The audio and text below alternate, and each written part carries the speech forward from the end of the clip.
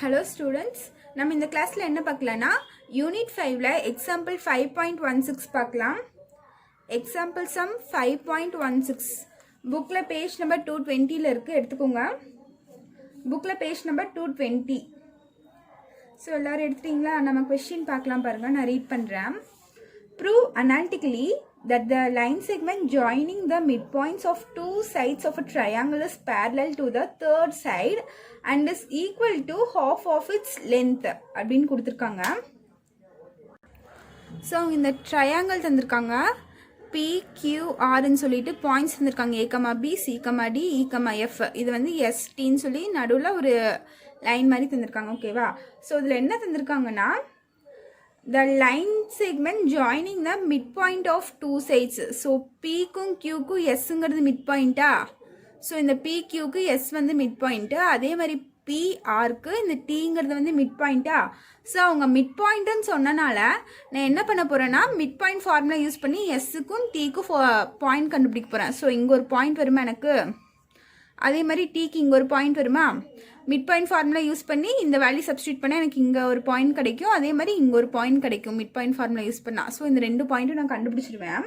அப்புறம் அவங்க என்ன சொல்லியிருக்காங்கன்னு பாருங்கள், midpoints of two sides of a triangle is parallel to the third side அப்படின்னு கேட்டிருக்காங்க. ஸோ இது ரெண்டும் பேரலான்னு எனக்கு கேட்டிருக்காங்க, சரியா? ஸோ பேரலல்னாலே நம்ம என்ன பண்ணுவோம், ஸ்லோப் யூஸ் பண்ணுவோமா? ஸோ எப்போ லைன் பேரலாக இருக்குன்னு பார்த்தீங்கன்னா, இதனோட ஸ்லோப்பும் ஈக்குவலாக இருந்தால் தான் எனக்கு இந்த ரெண்டு லைனும் பேரலாக இருக்கும். ஸோ நான் ஃபஸ்ட்டு மிட் பாயிண்ட் இது ரெண்டுக்கும் கண்டுபிடிக்க போகிறேன், அப்புறம் ஸ்லோப் ஆஃப் ST கண்டுபிடிப்பேன், அதுக்கப்புறம் ஸ்லோப் ஆஃப் QR கண்டுபிடிப்பேன், ஓகேவா?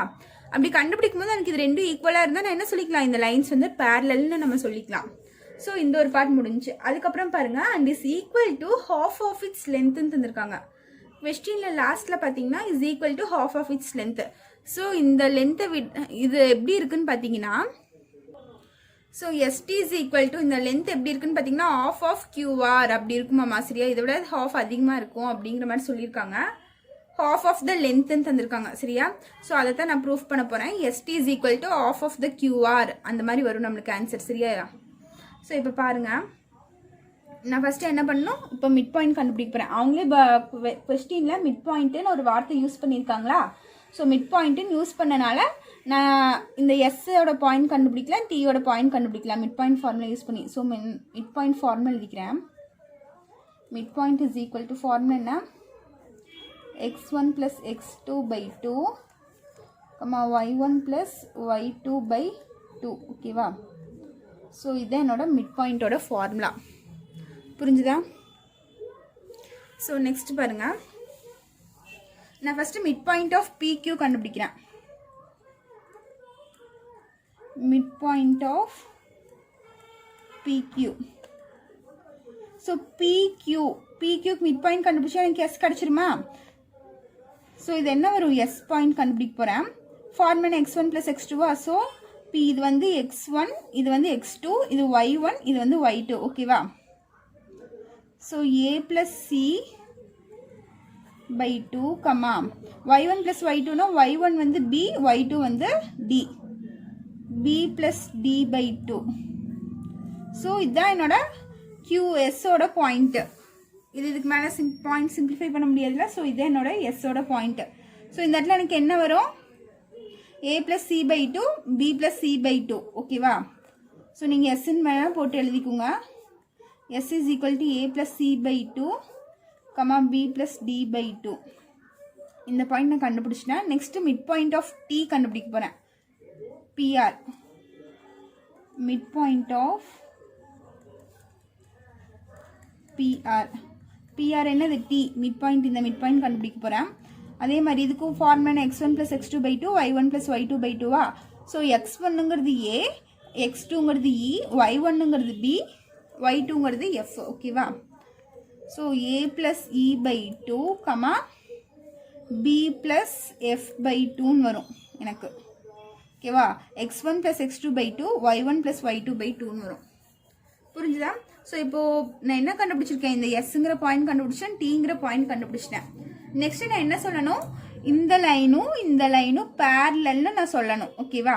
ஸோ பேரலல்னு சொல்றதுக்கு நான் என்ன பண்ணணும், ஸ்லோப் ஆஃப் ST கண்டுபிடிக்கணும். இந்த STங்கிற லைனுக்கு ஸ்லோப் கண்டுபிடிக்கணும். அதே மாதிரி இந்த கியூஆருக்கு நான் ஸ்லோப் கண்டுபிடிச்சி ரெண்டு ஈக்குவல்னு நினச்சினா நான் பேரல் சொல்லிடுவேன். ஸோ நான் ஃபஸ்ட்டு ஸ்லோப் கண்டுபிடிக்கிறேன் எஸ்டிக்கு. Slope of ST. So slope எஸ்ஸுங்கிற பாயிண்ட் எனக்கு என்ன இங்கே எழுதியிருக்கேன் பாருங்கள். எஸ்ஸுங்கிறது என்னது எனக்கு a + c/2, b + d/2ன்னு வருதா. அதே மாதிரி tங்கிற பாயிண்ட் என்ன எனக்கு a + e/2, b + f/2ன்னு வருதா. ஸோ இது எஸ், இது டி. ஸோ ரெண்டு பாயிண்ட் இருந்தால் எனக்கு ஃபார்முலா என்ன ஸ்லோப் கண்டுபிடிக்கிறதுக்கு y2 - y1/x2 - x1. இதுதான் என்னோட ஃபார்முலா. ஓகேவா. ஸோ இது x1 y1, இது x2 y2. ஸோ நான் இப்போ ஃபார்முலா சப்ஸ்டியூட் பண்ண போகிறேன். ஸோ இது வந்து என்னோட பாயிண்ட் தான். ஓகேவா. ஸோ பாயிண்ட் தான் இங்கே எழுதியிருக்கேன், இங்கே போடுறேன். y2ஓட வேல்யூ பார்த்தீங்கன்னா இதுதான் y2, b + f/2 மைனஸ் y1ங்கிறது வந்து இது b + d/2 divided by x2 - x1. x2ங்கிறது இது a + e/2 மைனஸ் x1ங்கிறது இது a + c/2. ஓகேவா. ஸோ இப்போ நியூமரேட்டரில் பார்த்தீங்கன்னா எனக்கு இந்த இடத்துல டினாமினேட்டர் 2 சேமாக இருக்கா. அப்போ நான் இதை அப்படியே மைனஸ் பண்ணிக்கலாம். அதே மாதிரி இங்கே பார்த்தீங்கன்னா இங்கேயும் எனக்கு டினாமினேட்டர் சேமாக இருக்கா. ஸோ எப்படி வரும்னு பாருங்கள்.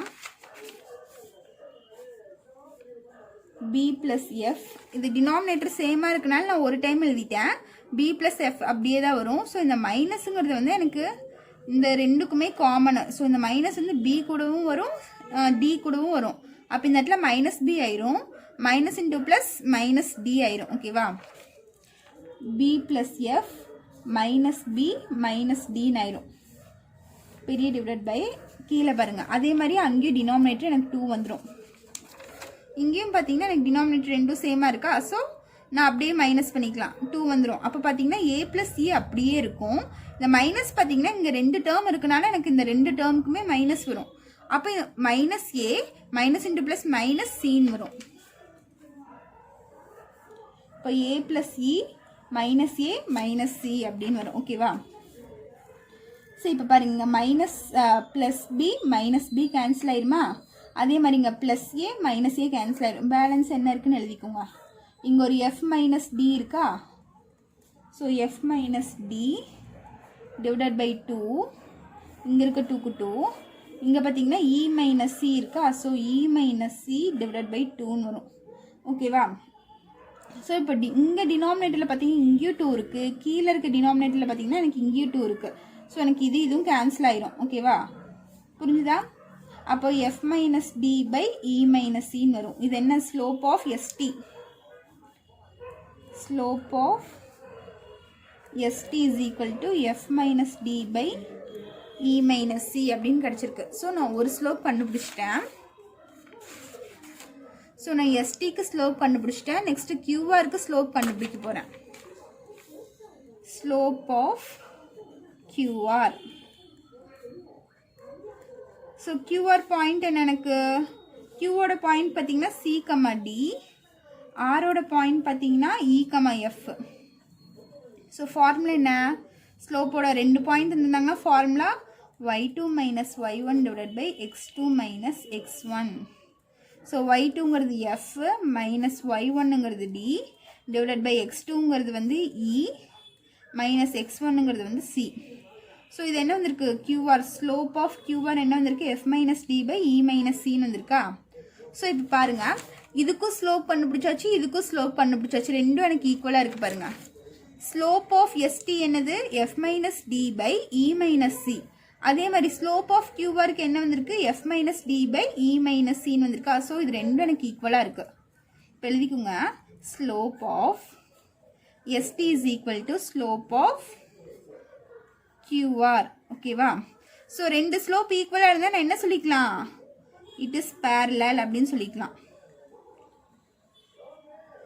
ஸோ இது வந்து நீங்கள் M1 வச்சுக்கலாம், இது M2 வச்சுக்கலாம். So M1 is equal to M2னா லைன் வந்து பேரலாக இருக்குமா எனக்கு. ஸோ இது நான் பேரலல்னு சொல்லிட்டேன்.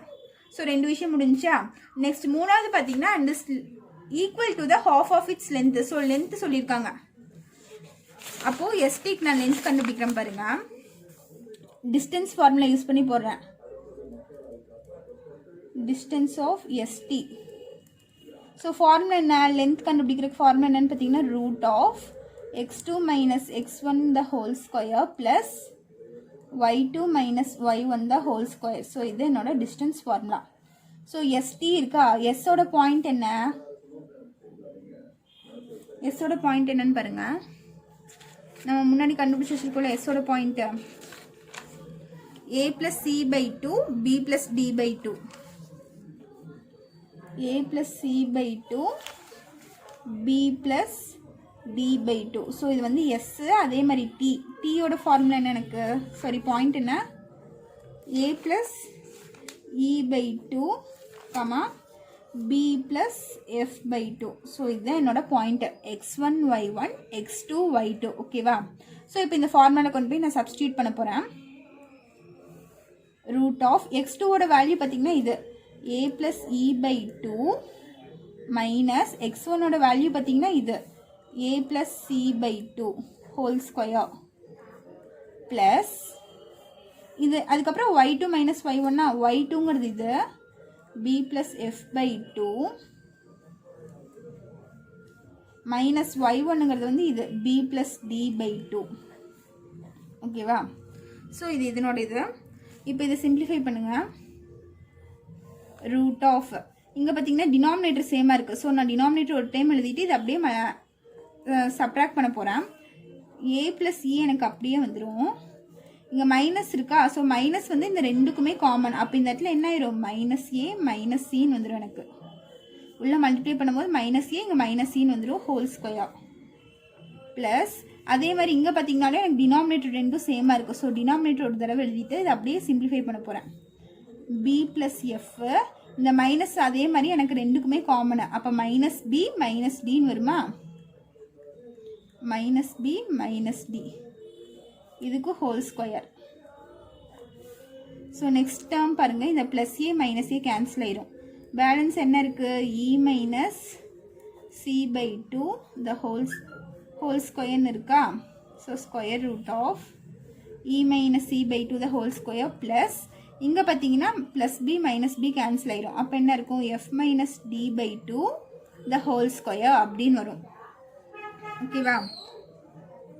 ஸோ இப்போ பாருங்க, e minus c the whole square divided by 4. கீழே ஸ்கொயர் பண்ணால் எனக்கு 4 வந்துருமா, இதுக்கு தனியாக ஸ்கொயர் போட்டு இதுக்கு தனியாக ஸ்கொயர் போட்டேன் ப்ளஸ் அதே மாதிரி f minus d by f minus d the whole square divided by இங்கே 2 ஸ்கொயர் பண்ணால் எனக்கு 4 வந்துடும். ஓகேவா.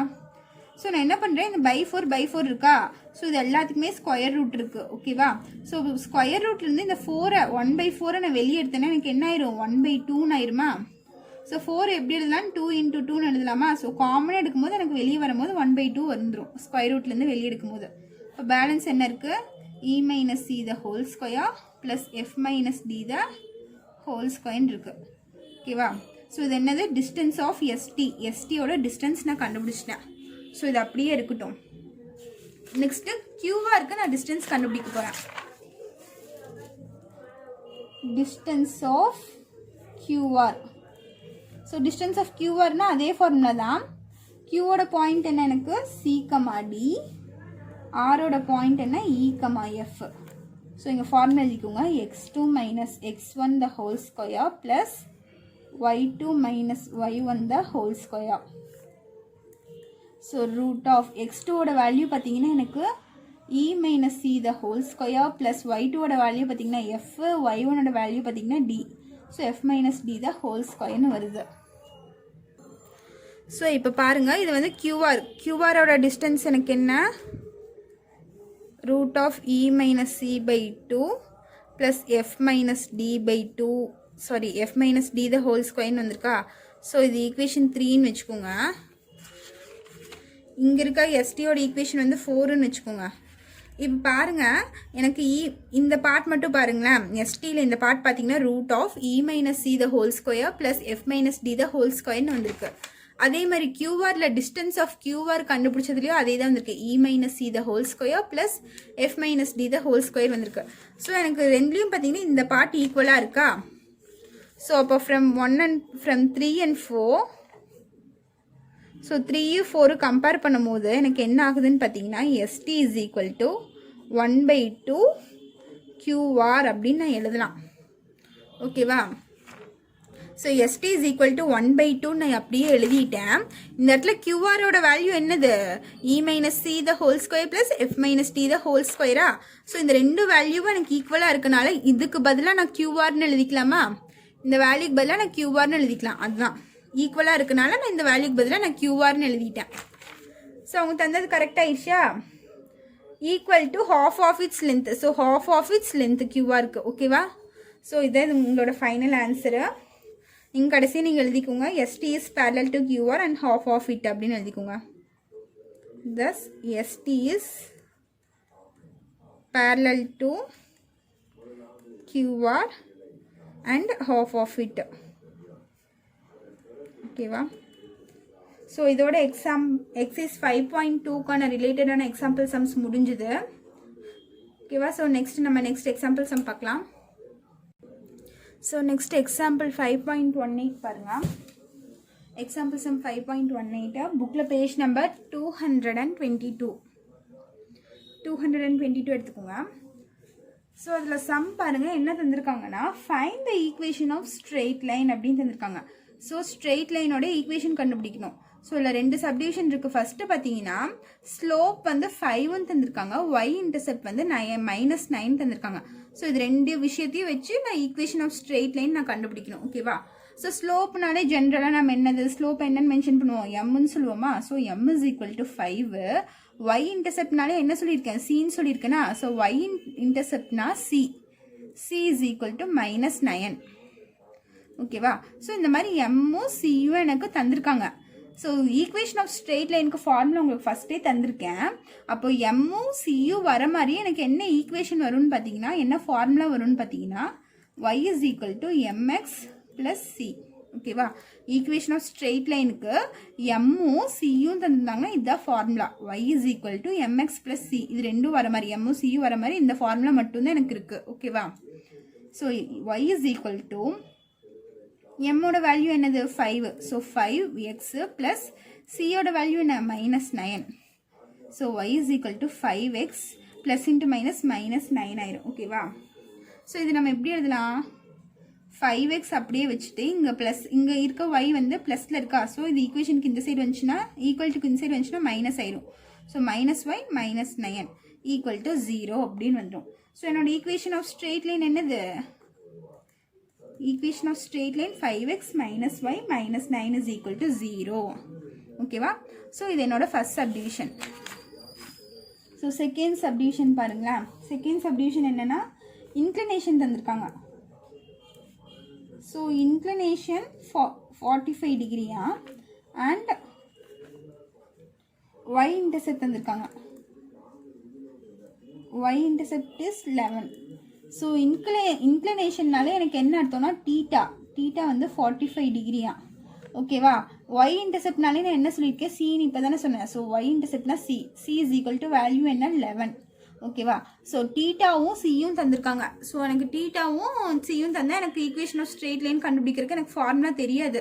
ஸோ நான் என்ன பண்ண போகிறேன்னா, ஃபஸ்ட்டு டீட்டா வச்சு நான் ஸ்லோப் கண்டுபிடிக்கிறேன். m is equal to tan டீட்டாவா? ஓகேவா? So m is equal to tan டீட்டோட வேல்யூ என்ன? 45 degree. So m is equal to tan 45ஓட வேல்யூ என்ன? எனக்கு 1. ஸோ m கிடச்சிருச்சு எனக்கு. m is equal to 1. So slope கிடச்சிருச்சு. ஸ்லோப் வந்து 1. c இஸ் ஈக்குவல் டு 11ன்னு எனக்கு ஆல்ரெடி தெரியும். ஸோ இப்போ எம்மும் சியும் ரெண்டும் கிடச்சிருச்சு. எனக்கு ஈக்குவேஷன் ஆஃப் ஸ்ட்ரெயிட் லைன் கண்டுபிடிக்கணும். ஃபார்முலா என்ன? ப்ரீவியஸாக யூஸ் பண்ண அதே ஃபார்முலா தான். y is equal to mx plus C. ஓகேவா? ஸோ எம்மோட வேல்யூ பார்த்தீங்கன்னா 1x ப்ளஸ் சியோட வேல்யூ 11. 1 into x என்ன ஆயிரும்? x ஆயிரும். x plus 11. y is equal to x plus 11. So x இந்த ப்ளஸ் y இந்த சைடு வந்துச்சுன்னா -y plus 11 equal to 0. So இது என்னோட ஈக்குவேஷன் ஆஃப் ஸ்ட்ரெயிட் லைன். ஓகேவா? ஸோ எக்ஸாம்பிள் 5.18ல் ரெண்டு சப்டிவிஷன் தந்திருக்காங்க. ரெண்டுமே நம்ம கம்ப்ளீட் பண்ணியாச்சு. ஸோ அதே மாதிரி எக்ஸாம்பிள் 5.19 பாருங்கள். பேஜ் நம்பர் 223ல் இருக்கு. எக்ஸாம்பிள் 5.19 ஸோ நான் கொஸ்டின் ரீட் பண்ணுறேன் பாருங்கள். Calculate the slope and y intercept of the straight line அப்படின்னு சொல்லி ஒரு ஈக்குவேஷன் தந்திருக்காங்க. ஸோ நம்ம என்ன கண்டுபிடிக்கணும், ஸ்லோப்பும் ஒய் இன்டர்செப்டும் நம்ம கண்டுபிடிக்கணும், என்னன்னு நம்ம ஃபைன் பண்ணணும். ஸோ ஸ்லோப்பு என்னன்னு நம்ம ஃபைன் பண்ணணும், ஒய் இன்டர்செப்ட்னா நான் என்ன சொல்லியிருக்கேன், சி. ஸோ சி என்னன்னு நான் ஃபைன் பண்ணணும். இதுக்கு அவங்க ஒரு ஈக்குவேஷன் ஆஃப் ஸ்ட்ரெயிட் லைன் தந்திருக்காங்க, கொஸ்டின்லேயே தந்திருக்காங்க. ஈக்குவேஷன் ஆஃப் லைன் தந்திருக்காங்க என்ன, 8x minus 7y plus 6 is equal to 0. ஓகேவா. ஸோ எனக்கு எம்மும் சியும் வர மாதிரி தெரிஞ்ச ஃபார்முலா எனக்கு என்னன்னு பார்த்தீங்கன்னா y is equal to mx plus c. So எனக்கு எம்மும் சியும் எந்த ஃபார்முலா வரும்னு பார்த்தீங்கன்னா இந்த ஒரே ஃபார்முலா தான் வரும், y is equal to mx plus c. So இது ரெண்டும் காம்பினேஷனில் வரனால நான் இது எழுதிட்டேன். ஸோ இப்போ அவங்க ஒரு ஈக்குவேஷன் தந்திருக்காங்க, அந்த ஈக்குவேஷன் எடுத்து நான் இந்த ஃபார்மேட்டுக்கு மாற்ற போகிறேன் இப்போ. ஸோ அவங்க தந்திருக்க ஈக்குவேஷன் எனக்கு என்ன, 8x minus 7y plus 6 is equal to 0வா. So இப்போ பாருங்க, இங்கே ஒய் மட்டும் வச்சுட்டு மற்றதெல்லாம் அந்த சைடு எடுத்துகிட்டு போயிட்டாங்களா, அதே மாதிரி நான் ஒய்யை மட்டும் இங்கே வச்சுட்டு மற்றெல்லாம் அந்த சைடு எடுத்துகிட்டு போக போகிறேன். அப்போது 8x plus 6 இங்கே இருக்க -7y இந்த சைடு போச்சுன்னா எனக்கு +7y ஆயிருமா. ஸோ நான் இது எப்படி எழுதிக்கலாம், அப்படியே ரிவர்ஸில் எழுதிக்கலாமா, 7y is equal to 8x plus 6ன்னு எழுதிக்கிறேன். ஓகேவா, என்னது 7y is equal to 8x plus 6. So இந்த இடத்துல எனக்கு ஒய்க்கு கோஃபிஷியன்ட் வந்திருக்கு. ஓகேவா. ஸோ இங்கே இந்த ஃபார்முலா படி பார்த்தீங்கன்னா ஒய்க்கு கோஃபிஷியன்ட் ஒன்றுமே இல்லை, வெறும் ஒய் தான் இருக்குது. ஸோ இந்த இடத்துல எனக்கு வெறும் ஒய் வரணுன்னே என்ன பண்ணணும், டிவைடட் பை 7 பண்ணலாமா. ஸோ டிவைடட் பை 7 பண்ண, இது கூட டிவைடட் பை 7 பண்ண, இந்த 7 இந்த 7 கேன்சல் ஆகி எனக்கு 1 வந்துடும். 1 into y ஒய். இப்போ டிவைடட் பை 7 பண்ணால் ஒய் இஸ் ஈக்குவல் டு, ஒரு விஷயத்தை நம்ம ஆட் பண்ணாலும் சப்ராக்ட் பண்ணாலும் டிவிஷன் பண்ணாலும் ரெண்டு சைடுமே நான் பண்ணணும்னு சொல்லியிருக்கேன். ஸோ இங்கே டிவைட் பை 7 பண்ணால் ஈக்குவல் டுக்கு இந்த சைடும் நான் டிவைட் பை 7 பண்ணும். அப்போ என்ன ஆயிரும், 8/7x ப்ளஸ் இந்த இடத்துல 6/7 வந்துருமா. ரெண்டு பக்கம் நான் டிவைட் பை 7 பண்ணிவிட்டு எனக்கு இது வந்திருக்கு. ஓகேவா, y is equal to 8/7 into x plus 6/7 வந்துருச்சு. ஸோ நம்ம ஃபார்முலா படி கொண்டு வந்துட்டோமா, y is equal to mx plus சின்னு கொண்டு வந்துட்டோமா, இந்த ஃபார்மேட்டுக்கு இது வந்துருச்சா. ஸோ இந்த இடத்துல பாருங்கள், எம்முக்கு பதிலாக என்ன இருக்குது, 8/7 இருக்கா. ஸோ எம்முக்கு பதிலாக 8/7 இருக்குது, சிக்கு பதிலாக எனக்கு என்ன இருக்குது, 6/7 இருக்குது. ஓகேவா. ஸோ அவங்க என்ன கண்டுபிடிக்க சொல்லியிருக்காங்க கொஸ்டினில், calculate the slope and y intercept. ஸ்லோப்னா எம், ஒய் இன்டர்செப்ட்னா சி. ஸோ நான் ரெண்டுமே ஃபைன் பண்ணிட்டேன்னா எம் இஸ் ஈக்குவல் டு 8/7, இது slope, C is equal to 6/7, இது வந்து ஒய் இன்டர்செப்ட். ஓகேவா. ஸோ இது என்னோட final answer for the example 5.19. ஓகேவா. ஸோ இதில் இருக்க பேலன்ஸ் சம்ஸ்லாம் நம்ம நெக்ஸ்ட் வீடியோவில் பார்க்கலாம். இந்த சம்ஸில் ஏதாச்சும் டவுட் இருந்துச்சுன்னா கமெண்ட் பண்ணுங்கள். தேங்க்யூ.